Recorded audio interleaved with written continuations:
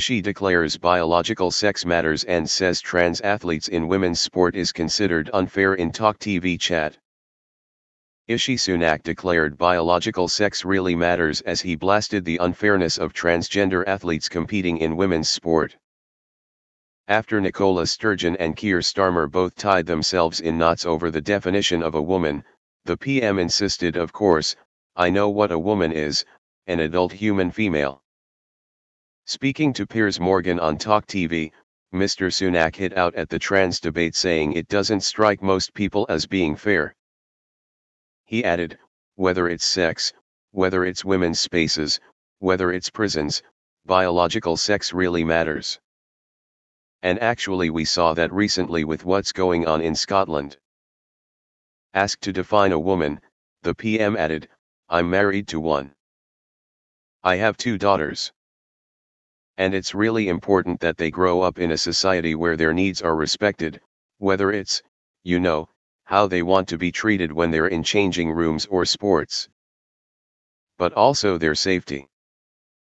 Asked about pay rise demands from nurses following a wave of strikes in the NHS, Mr. Sunak said exemptions should be made for them. But he stopped short of promising free parking for nurses outside hospitals, a benefit enjoyed over the pandemic. Piers blasted it unfair and ridiculous that nurses pay up to £1,000 a year on parking.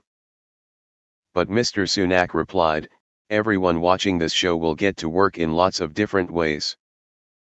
Of course I'm happy to look at that. Of course I am."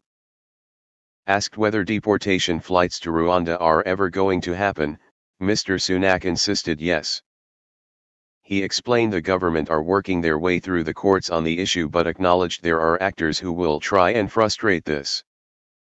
Despite this, he said Rwanda is a system that I think the vast majority of people watching will say, that sounds reasonable.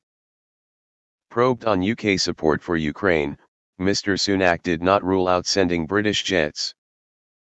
But he stressed, these are incredibly sophisticated pieces of equipment that require months if not years for people to be trained on. It's not just the equipment, it's also the capabilities and training that come alongside that. On Wednesday, Defense Secretary Ben Wallace also refused to rule out sending planes to the war-torn nation. Piers then turned to Mr. Sunak's love of rom-coms, with the Prime Minister admitting he was a fan of 2003 Christmas flick Love Actually. He also revealed he proposed to Akshata, his wife of 13 years, on cliffs overlooking the sea in California. Asked what love meant to him, he replied, "I wouldn't be able to do this job without her love and support. I definitely am batting above my average."